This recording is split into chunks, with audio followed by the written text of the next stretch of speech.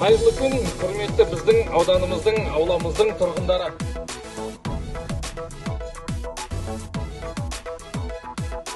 Түсінде кең даламның, еркін асыр саламын. Қоршағыңда анамның, мен бақытты баламын. Пейілі кең даламдай, асқар тауым атамдай. Еңбек етсем ел үшін. Скажите, допустим, Олегу или человек. Бақытты баламын. Мен бақытты баламын. Мен бақытты баламын.